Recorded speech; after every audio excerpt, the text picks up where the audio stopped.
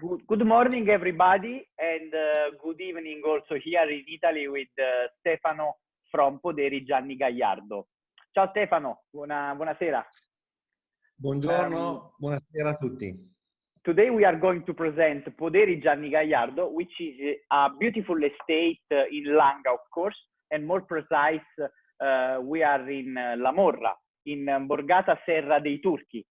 Poderi Gianni Gagliardo is a producer which we always found really interesting in the last 2-3 years of tasting. And it's a big, let's say, bet, challenge of what they are doing in winery, first of all, but even more in vineyards, because the wines that they are presenting are really essential, really beautiful and balanced, and talking about the purity of the fruit. Today with Stefano, we are going to talk a little bit more about the history of the winery, the philosophy which is behind the estate, the origin of their family, and when they really decide to trust in their project so much to starting to make one of the greatest Barolo in the last 2 years. So Stefano, I will give you the window to try to explain a little bit in the best way, you know, the essential part of the history of the Famiglia and your project. Thank you, Raffaele, first of all, for inviting me to introduce my wines and talk about my family and what we do. It's a love story for us because everything started with my grandfather that was a Dolcetto maker on the hills of Diano, which is a sub-area in the Langhe, which is very, very specialized and vocated to Dolcetto. And my grandfather was a vintner that was taking care of details and working for quality, even in some years when quality was not given for granted. It was not something that was necessary. That was very much something that he was ambitious to do. And year after year, he started to realize that the wine of his dreams was Barolo. Diano d'Alba, you have to know, and many of you knows very well, that Diano d'Alba is like a plateau, it's like a terrace that overlooks the Barolo zone. So it was a strong temptation in front of him day after day. And so one day he decided to move into the Barolo area with a lot of efforts and challenges, because he gave up, he sold out his own vineyards, and he bought a smaller one in Barolo. And you have to consider that at the time, Dolcetto was a very easy wine to sell, was very popular, and Barolo, on the contrary, even if today it may be difficult to believe, it was difficult to sell because people was talking about the grant of the Barolo, but nobody was really drinking or buying the Barolo. So my grandfather decided to take that way. That was the difficult way, but was the way of the heart. So he started to moving into one place, which is called the Serra dei Turchi, and is where we still are today. Since then, which was the early 60s, we had an evolution, and of course we planted progressively more vineyards, and we also acquired crews on different villages. The fact that we evolved step by step into the Barolo area is shown by the fact that today we own very small plots which are divided in 5 villages. So today we cover very interesting cornerstones of the Barolo zone, and this is something that happened just because we step by step searched and looked for good land to find, and we found that in different villages. So this turned to be for us a point of difference and proudness, because today I have 8 crew, and this makes me very happy when I make the wine. Sometimes makes the life a bit more difficult, right? Because we have to move from here and there. But definitely it's something that allows me to bring flavors of the Barolo Hills lined up on the same table, which for me is a joy. Thank you very much, Stefano, for the introduction. First question, you know, that you put it to me, talking about 8 different crew. Of course, they are all your sons.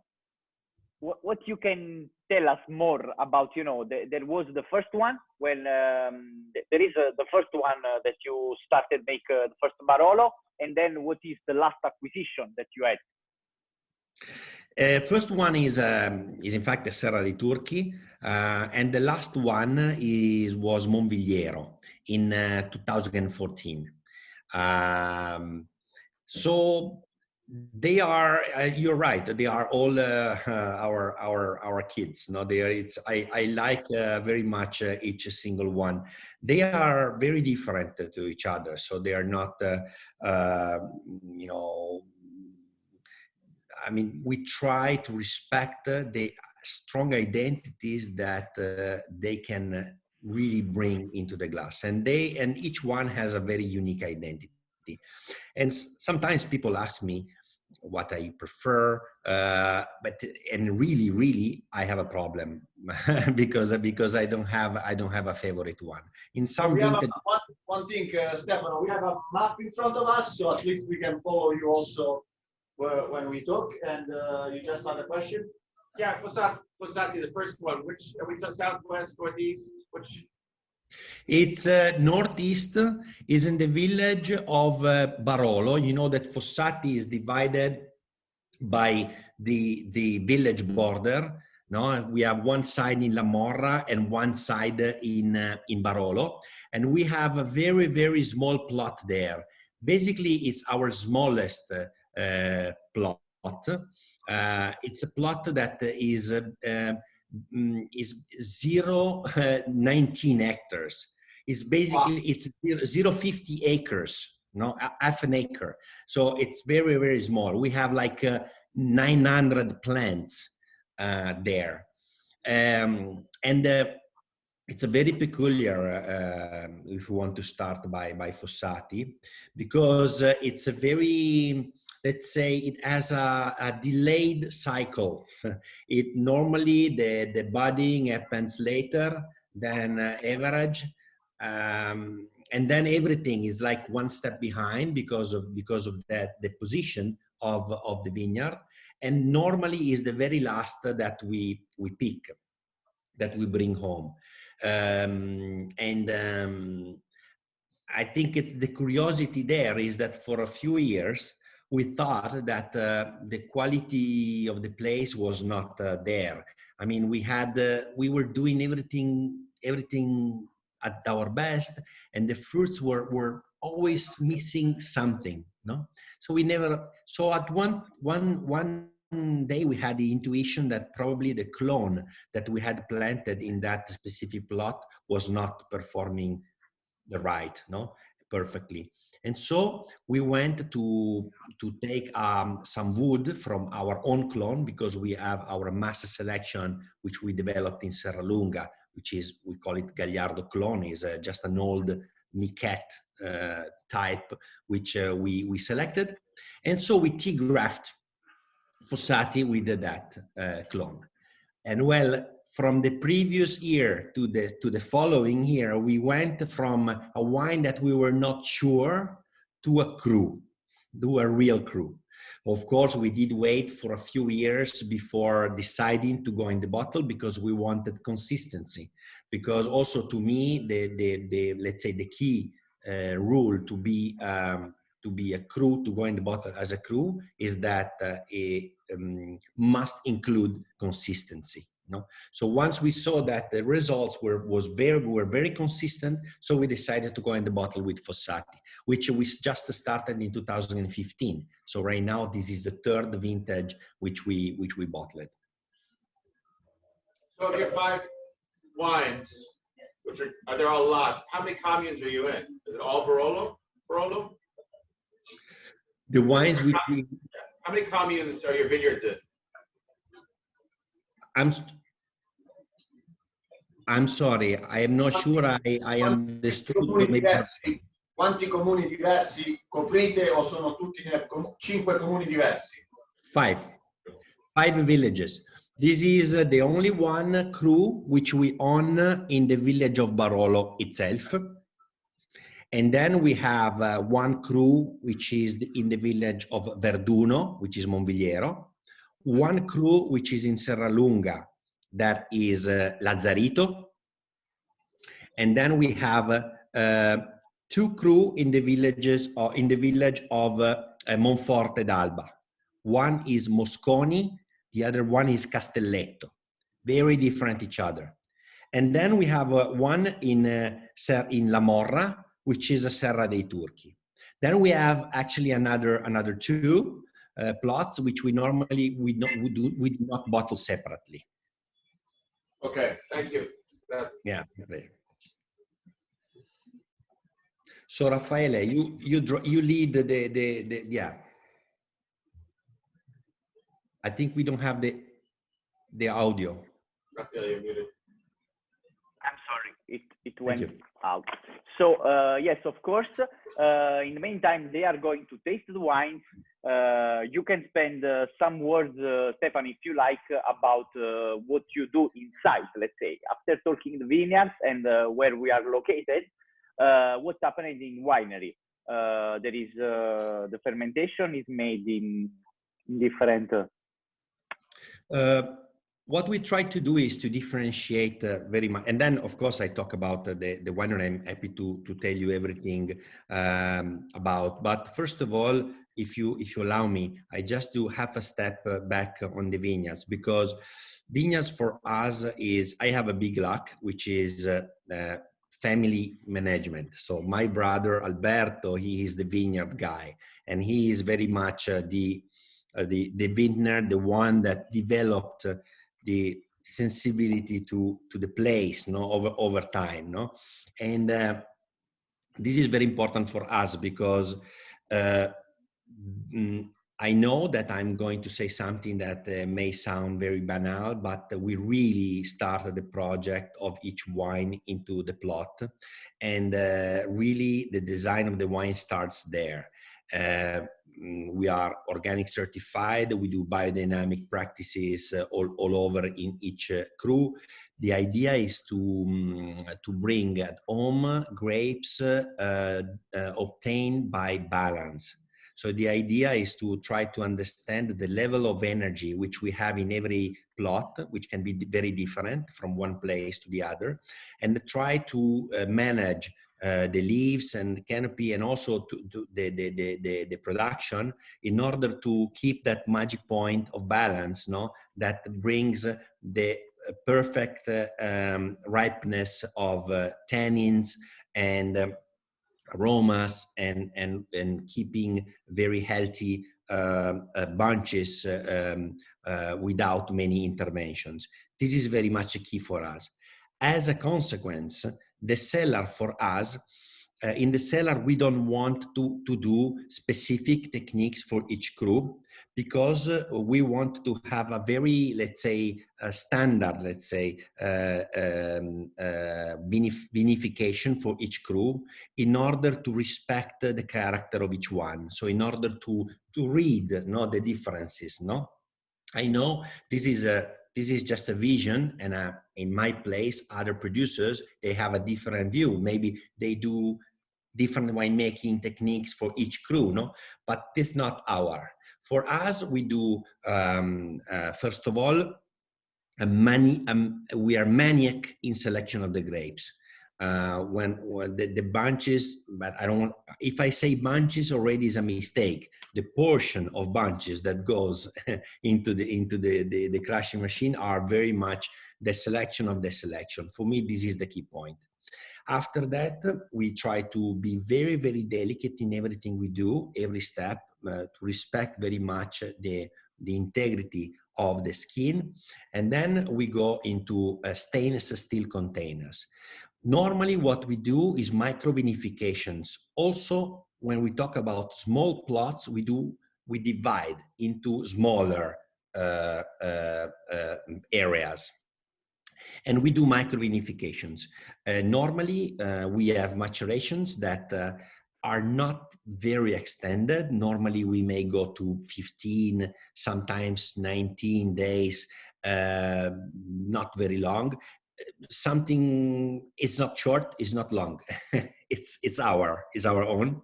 And when we get to the point which for us is by pallet, we just rank, and then we do have one single cask per crew. So basically every bottle there is a single cask wine. This is something which we developed over time. How we did that? Every single crew, if you imagine that is a square, in theory, if we imagine that my plot is one square piece of land, we went to find out a sub area, and there is always one corner in every vineyard where the performance is always higher. So this is what we wanted to find out. We went over a decade to find out in which corner of each place we had a consistent, better grapes. And we vinify as a crew only that part. For the rest of the place, we have fantastic grapes for our Barolo Classico. And this is basically what we do. So, I'm not very, I'm a winemaker enologist, but I tend not to go very much in techniques, the malo, not malo, wood like that, but I will answer questions, of course. If you ask me, I talk more about my feelings when I make the wine, but of course, we have also numbers behind. Great, thank you very much, Stefano. And there are questions already from... Stefano, just continuing where you were, what's your oak treatment? Are they both D? Are you Slovenian, French, staves? What are you doing here? In my perfect world, I would have 100% big botti, big casks. No? What happens is that the reality sometimes is not perfect, and so some crew are so small that I don't have enough wine to fulfill one cask. So we had to find a solution. So what to do? So the solution for us was to use tonneau 500 liter, but old. Basically, I buy the tonneau by other producers that when it is exhausted for them, it starts to be good for me. So I buy, and in some other cases, also barrique, because it's that small, but 7, 8, 9 years old. Okay. This is what I do. Wow. So just to be more precise, I'm sorry, because in this way it seems that I use, to be more specific, Lazzarito, 20 hectoliter single cask. Castelletto, 25 hectoliter single cask. Barolo Comune di La Morra, which we don't have here, single Stefano, cask. go slowly so we can keep track also. They right. are signing it. So Lazzarito is 20 hectoliters. Big cask. Yeah. Castelletto as well, big cask. Barolo Village La Morra, which we don't have right here, big cask as well. Mosconi tonneau. Then what? Monvigliero tonneau. Fossati barrique, because I don't have enough wine. Okay. Beautiful.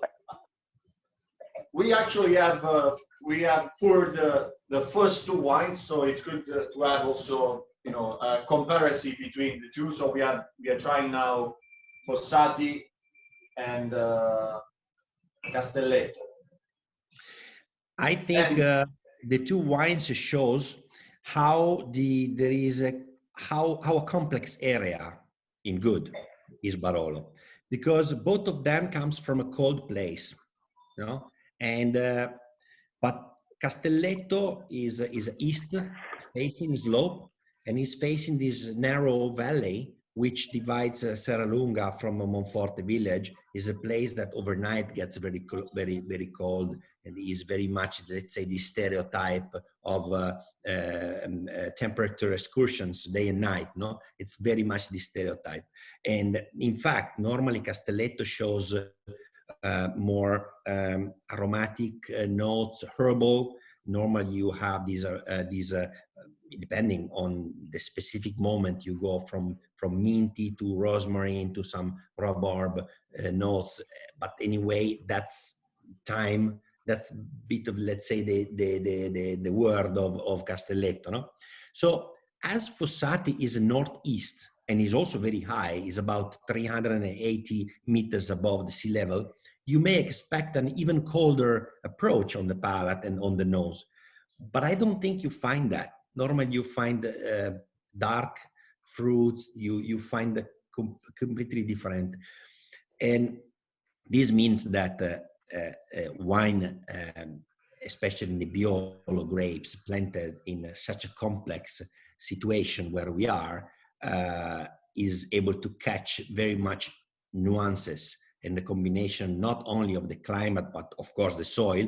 And this is an example where the soil speaks louder than climate, which is not true everywhere. In some other places, we have climate speaking much louder in Barolo. No? But comparing those two, I think we may probably see that angle. Stefano, every year you vinify them separate as you've been doing, or there is exceptions?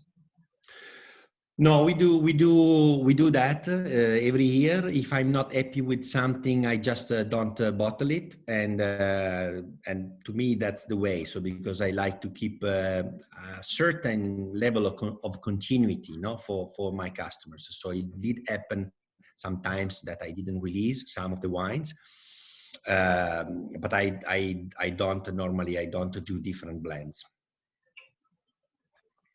Stefano, what's the difference between the sea level between Fossati and Castelletto?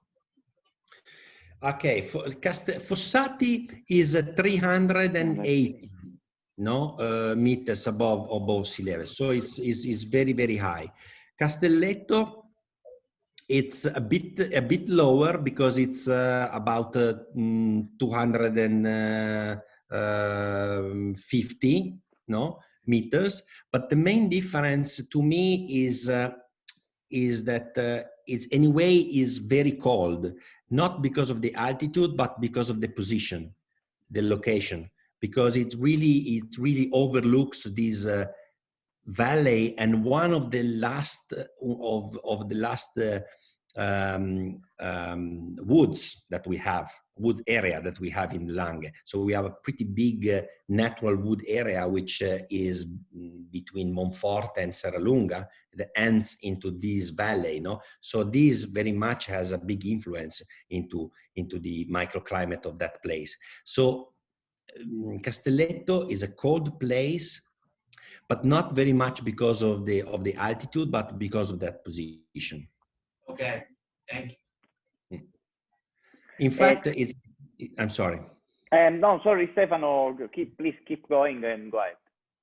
No, I just was saying that in fact it's lower, but it shows a cold site flavor even more than Fossati, which is higher in altitude. Maybe it will be interesting also in this case talking about the exposition. What they face are the same. Castelletto is a full east, so it's a perfect morning sun exposition. Perfect. So overnight you get the cold wind, and in the morning is the first place to warm up, also to dry up in the fall. So it's very interesting about that. Fossati is northeast, okay. So it's higher, colder, That's maybe another important point to discuss. That's why I love making Barolo in the same way, just expressing sides, because then sometimes you have surprises, And those styles are pretty consistent over years. I'm not talking about one vintage. It's very much about talking about the fingerprint of the place. Okay, perfect. There are more questions on these two wines for Stefano, or in meantime? Just one quick question, so we know we can compare it, Stefano. What's typically a shelf price? You know, we all buy it here, so we know if you tell me what's the price inside, so we know. That's the most difficult question for me. I'm a disaster about that. Because I think that this wine would be around shelf price, average United States around 85, 90, something like that. Okay. So something that you sell at the winery for 50 euro, like if you would sell it at the winery? Yeah, more or around that. Okay, just to have to know. Then in United States, you know, United States in particular is a very different and big market. From one state to the other, they may have variations. But I think on average, that should be the right spot. We're gonna move forward to the next two, glass and glass, and of course, you know, we can revisit all of them and any question we have about anybody. So wine number 3 is gonna be Monvigliero. Monvigliero, Grand Cru, I would say, if we want to play with words. Of course, we have a different way of classification of in our area.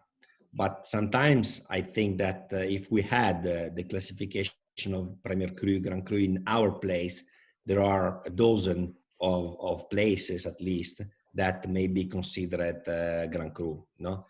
And I think that luckily I'm in 2 of them because mine are Monvigliero and Lazzarito.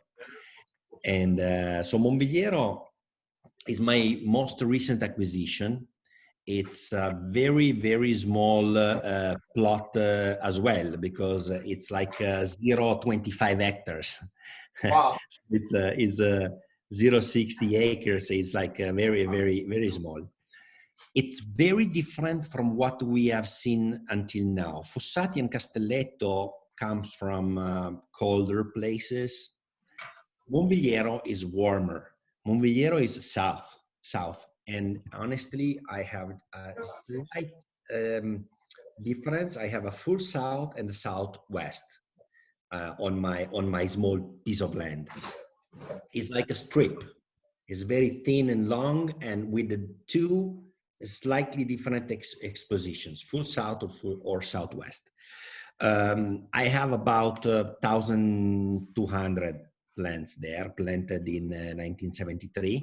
So, and this is something which we acquired, as I said, in 2014, but we didn't bottle the wines immediately because we saw that the grapes, the bunches were a bit too fat, a bit too big, you know, and we couldn't understand. Then we realized that the previous owner was a local farmer that used to have a stable, used to have animals here, cows, and so did manure these vineyards a bit too much over the years, no?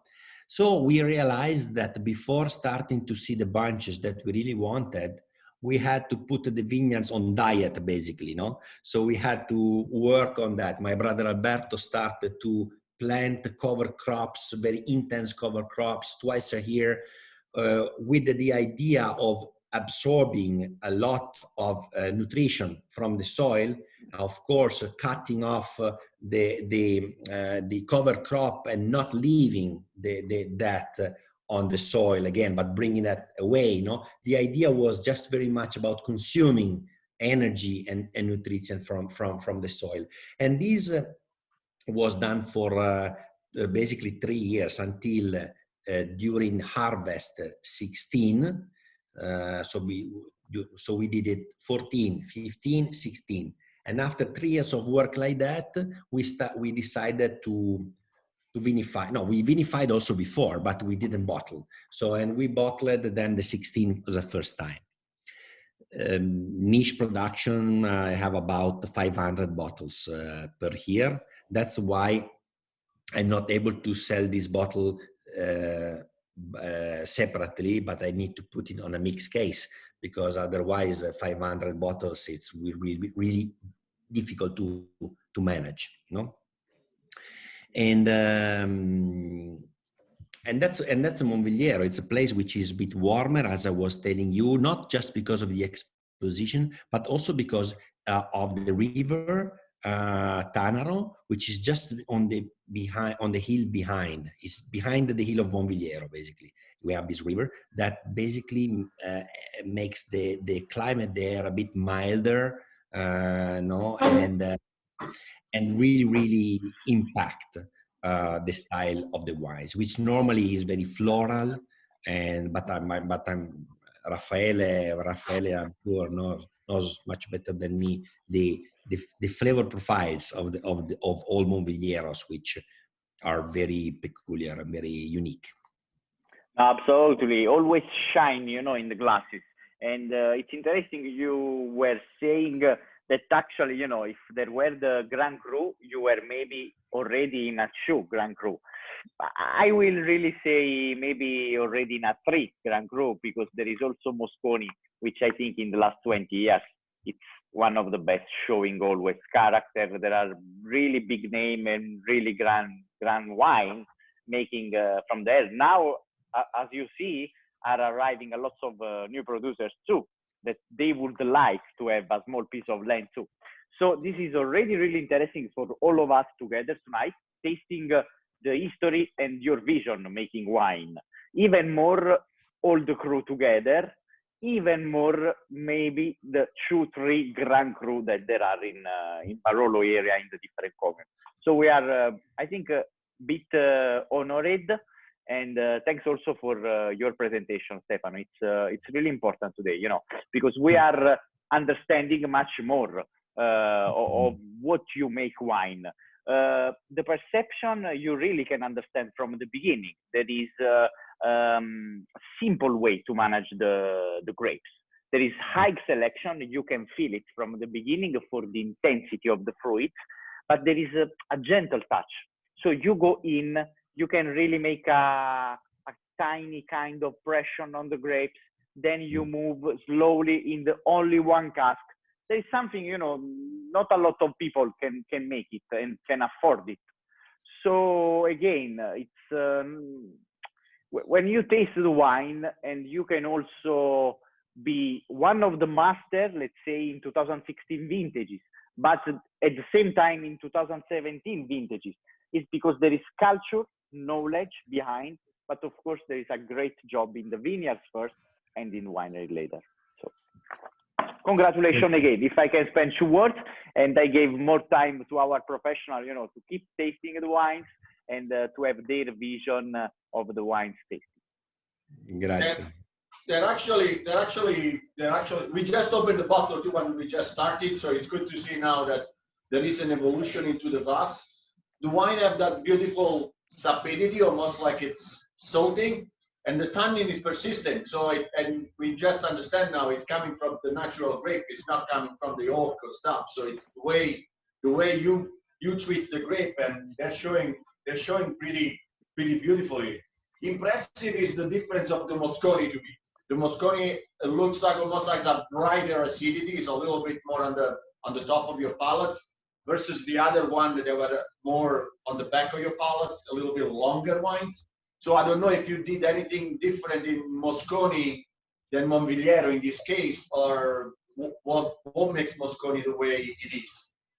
It's the don't know, baby. Mosconi is a big wine in terms of density, in terms of let's say of quantity of things going on in the glass, in terms of I would not say in terms of extraction, but in terms of material, no, which is very much there, no. And this is made by the place. And I remember sometime in my youth, I was hearing some French producers asking me, terroir is the terroir, the terroir. They were raising hands, and for me that was a kind of not fun to say, oh, that's an easy way to answer a question, no? The terroir, my friend, nothing to do, right? But I have to say that in this case, I understand their answer. This is really the truth, is that the Mosconi provides this depth, this velvet note, this also vertical, expression and length, and this is very much the expression of the place.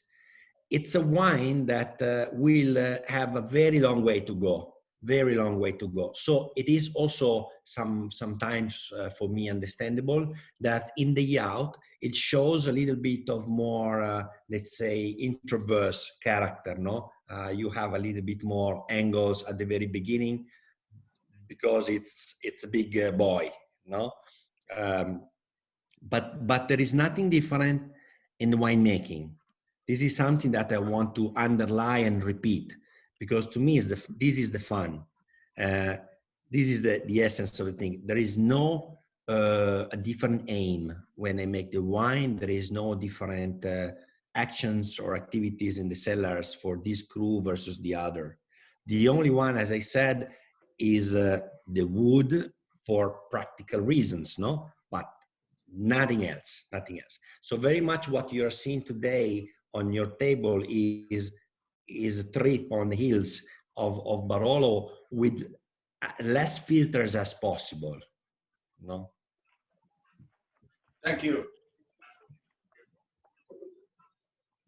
Okay, and if there are more questions for Stefano. Well, if you don't mind, I'm having some Barolo as well, because then otherwise I feel isolated. No, please keep drinking. Yeah, we Who are about. Who was your last or current importer for the past? Because Adam was mentioning to me he was buying this wine already. No. I sold these wines in like 1998. Before 2000, I sold these wines in New York. I believe. Yeah, really? Yeah. I can't remember the importer. I remember the labels. I think I still might even have a 97 at home or something, or in my cellar. I'll check when I go home.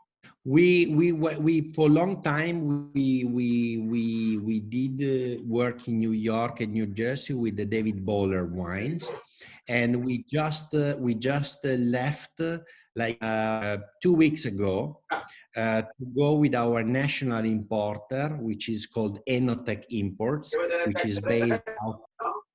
Was that Enotech 20 years ago as well? Yes.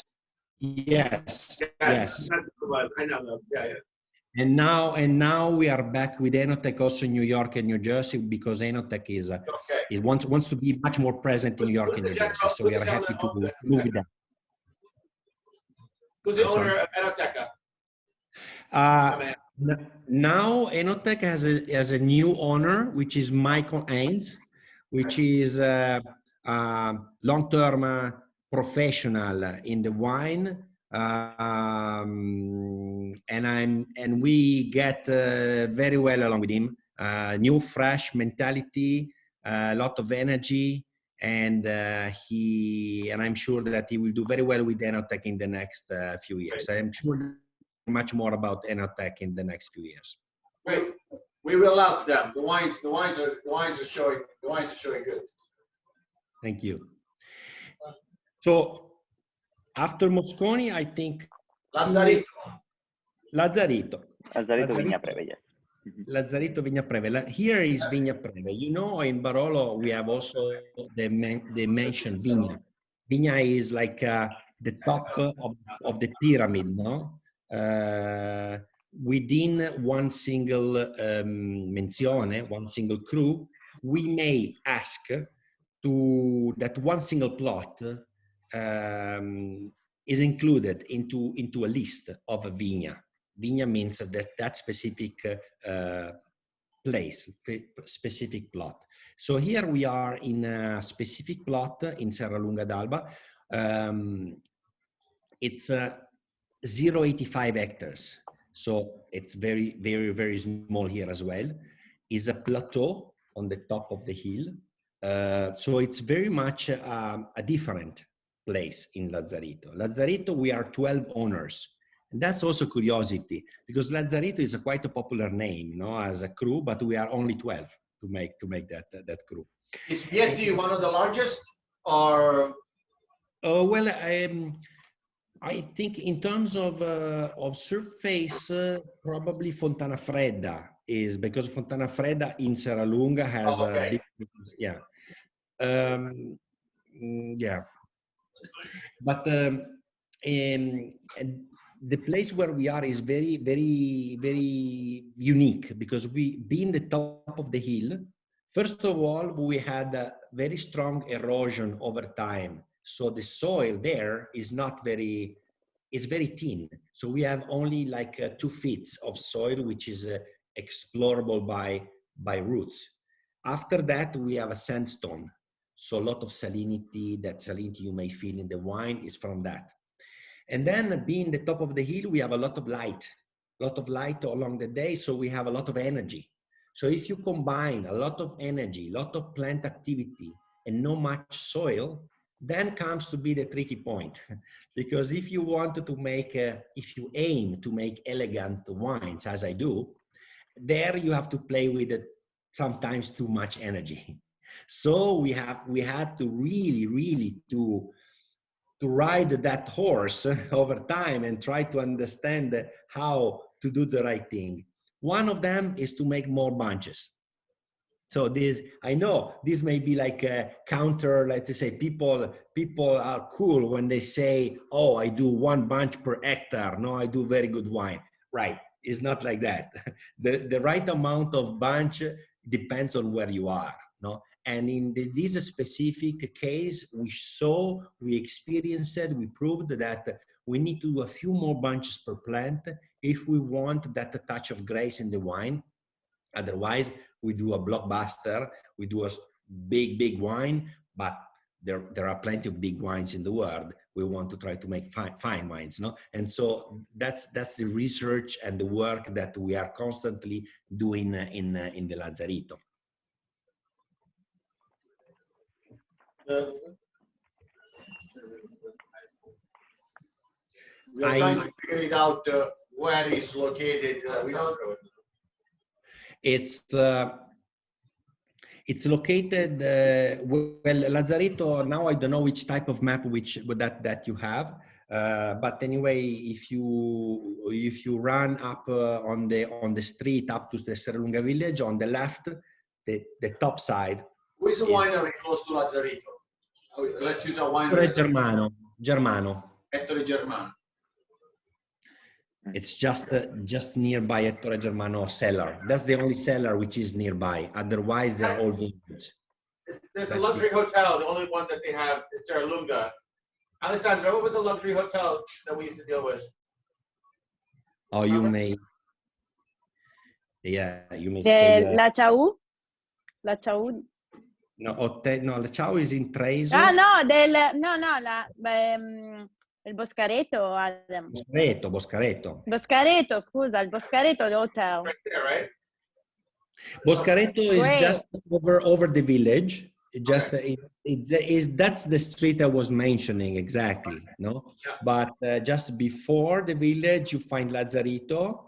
Just going over, you go through the village and you go to meet the Boscareto, which is one of the highest parts of the Barolo, because there you have the Cru Falletto, you have Cru Ornato, you have Cascina Francia. It is the highest part of the Serralunga area. In fact, they peak normally like at least 2 weeks after the average up there.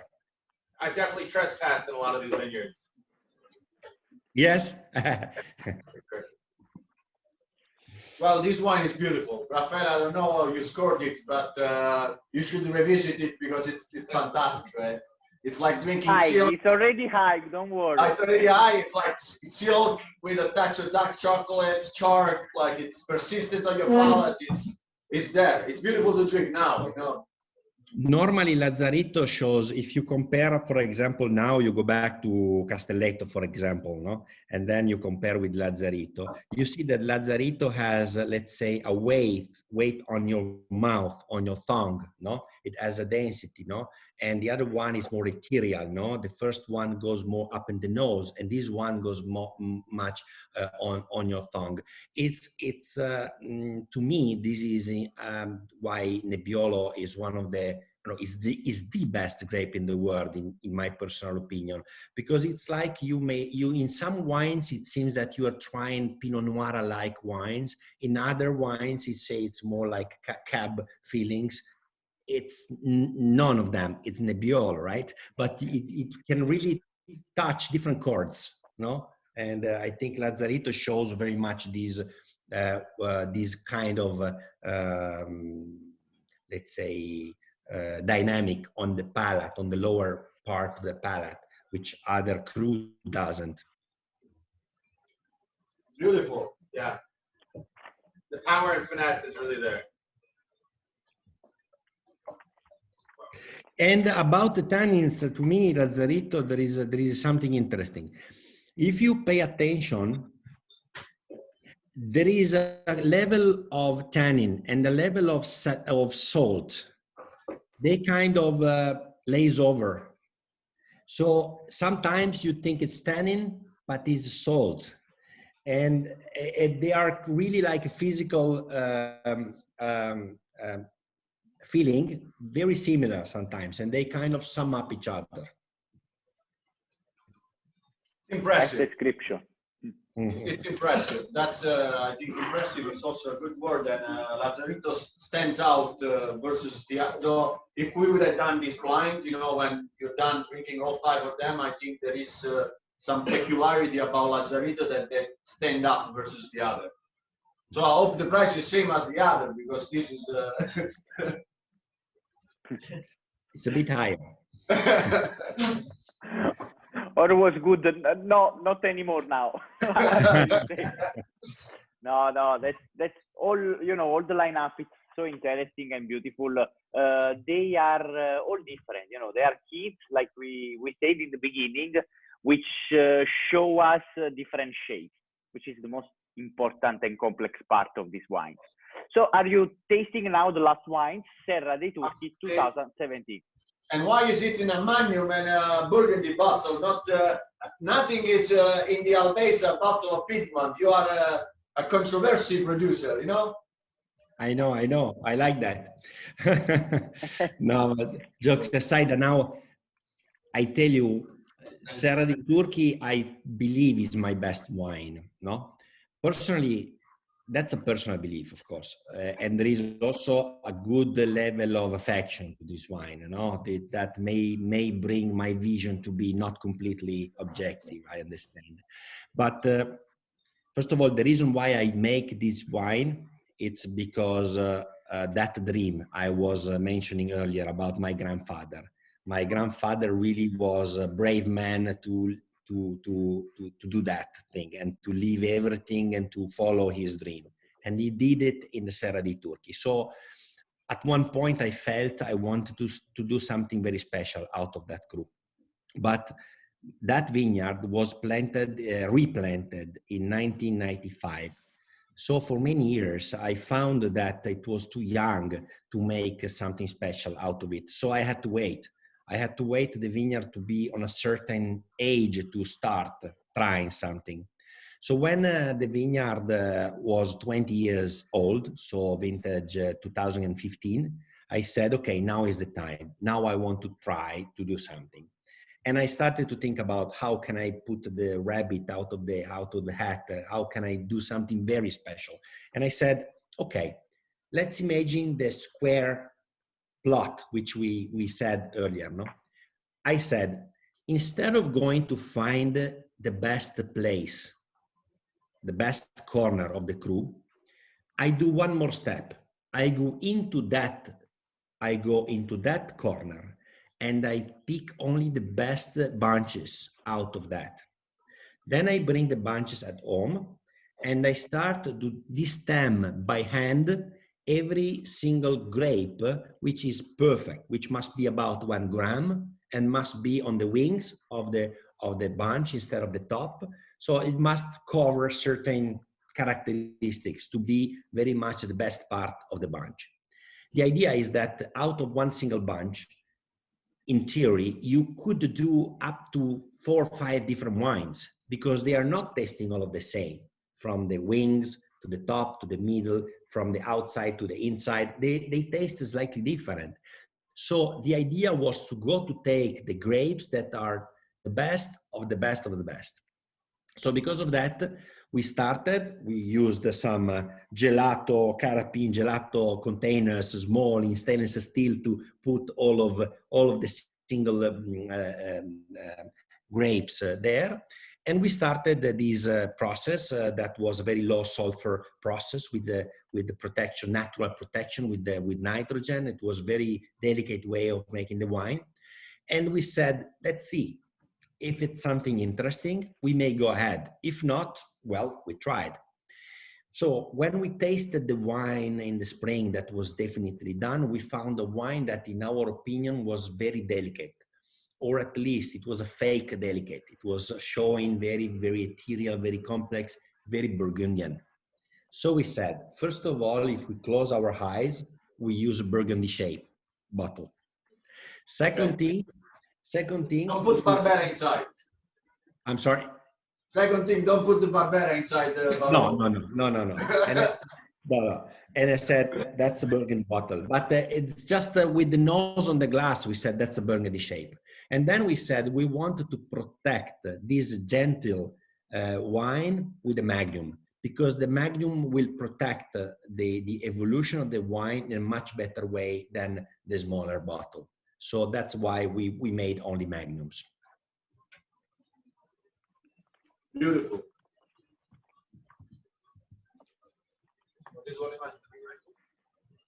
What's the meaning of the emblem of the barrel? The mask? Yeah.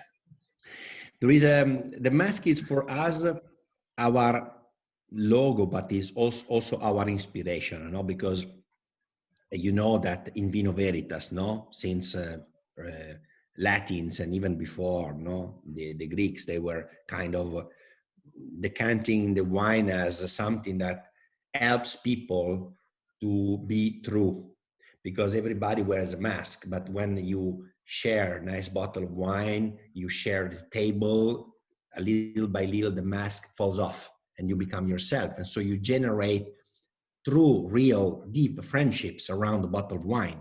This is something that doesn't happen with other kind of things, but that's the great power of the wine over millennia, no? So this for us is an inspiration, because what we are doing is quality moment of life of the people. So we want people we want to help people to drop the mask, but in the best way as we can. So it's our responsibility to increase a little bit the quality of the life of our customers. So it's our challenge to make better and better wines. All right, thank you. Pirandello? As well. Yeah, actually. Stefano, we are pending from your words. As you can see, we are really pending. Serra dei Turchi was the first original vineyard. Yes, that was a vineyard that my grandfather purchased in 1961. Dove precisamente? Dove? La Morra, lower side of La Morra. Today, not many producers owns vineyards there. In fact, it's a crude which is not popular, because now Angelo Gaia purchased some vineyards recently, and also Ratti a little bit, and a few others. But I'm the first to make a cru out of that, and I have reasons to do it because of the story which is behind that crew. And to me, this will be a mission, you know, to do it well. Keep going. It's a good mission. Thank you.